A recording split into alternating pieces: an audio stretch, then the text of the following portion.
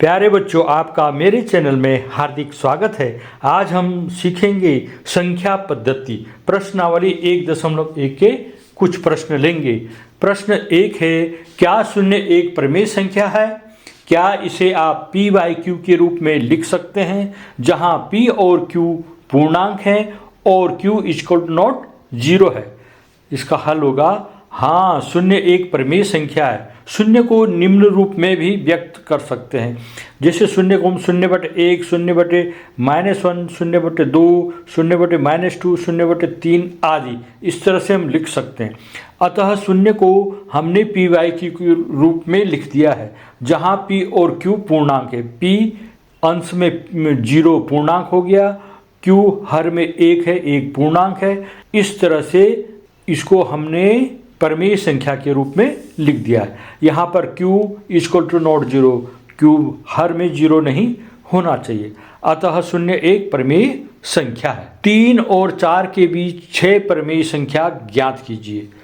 हल होगा इसका 6 परिमेय संख्याएं ज्ञात करनी है, इसलिए 3 और 4 को अगर हम 6 + 1 यानी 7 से उसको गुणा भी कर दें और भाग कर दें, संख्या को p/q के रूप में लिखेंगे। जैसे 3 को लिखेंगे, 3 को हम 3/1 लिख सकते हैं। जो 3 के अंश में गुणा करो 7 से और हर में जो 1 है गुणा करो 7 से, तो ये जाएगा 7×3 = 21/7। 4 को इसी तरह से 4/1 लिखेंगे। 4 × 7, 4×7 = 28 हो गया। 1 × 7 = 7 हो गया, तो ये 28/7 हो गया। 4 को हम 28/7 भी लिख सकते हैं, 3 को हम 21/7 भी लिख सकते हैं। अब हम 21/7 और 28/7 इन संख्याओं की जो क्रमागत संख्याएं उनको लिखेंगे। 21/7, 22/7, 23/7, 24/7, 25/7, 26/7, 27/7 और 28/7 हो गया। 3 और 4 के बीच 6 परिमेय संख्याएं लेंगे। कौन कौन से? 22/7, 23/7, 24/7, 25/7, 26/7 और 27/7।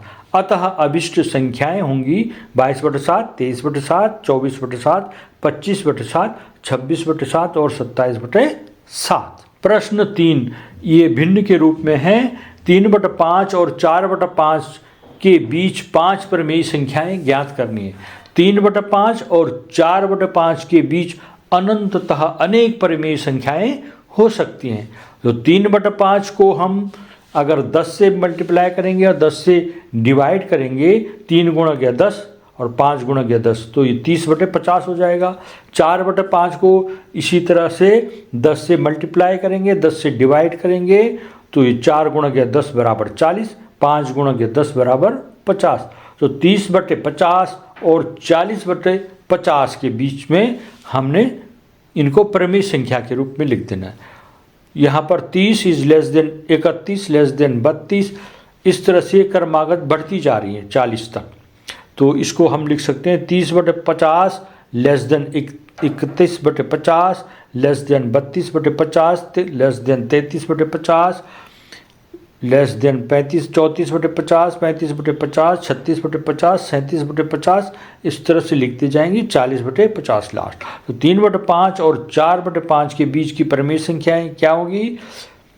31/50, 32/50, 33/50, 34/50 और 35/50। हमने 5 परिमेय संख्याएं लेनी है इसमें। तो इस तरह से ये होगा इसका आंसर।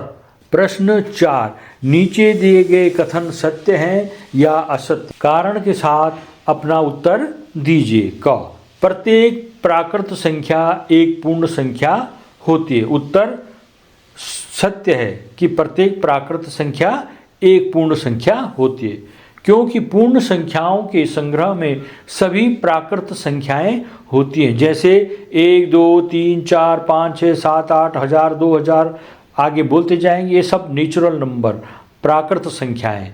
अगर नेचुरल नंबर में 0 जोड़ दिया जाए तो वो पूर्ण संख्याएं होती हैं, जिसमें सभी प्राकृत संख्याएं आ जाती हैं। यहाँ पर संख्या रेखा में दर्शा रखा है प्राकृत संख्या 1, 2, 3, 4, 5, 6, 7, 8, 9, 10, 11, 12, 13।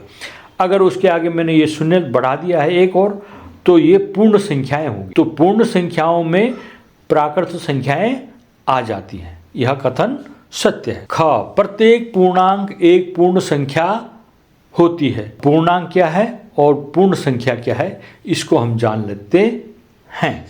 असत्य है, क्योंकि पूर्णांक संख्याओं के संग्रह में सभी ऋणात्मक संख्याएं भी आती हैं, जबकि पूर्ण संख्याओं के संग्रह में ऋणात्मक संख्याएं नहीं आती। जैसे -2 एक पूर्णांक संख्या है, परंतु यह पूर्ण संख्या नहीं है।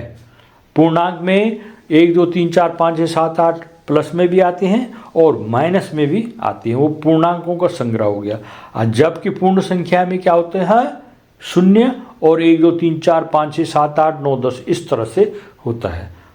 तो यह कथन असत्य है कि प्रत्येक पूर्णांक एक पूर्ण संख्या होती है। ग, प्रत्येक परिमेय संख्या एक पूर्ण संख्या होती है। परिमेय संख्या ये भी असत्य है। क्यों? 3/5 भी एक परिमेय संख्या है, परंतु वह पूर्णांक नहीं। पूर्णांक क्या होते हैं, -1 -2 -3 -3 -4 -5 इस तरह से आगे आप लिखते जाइए।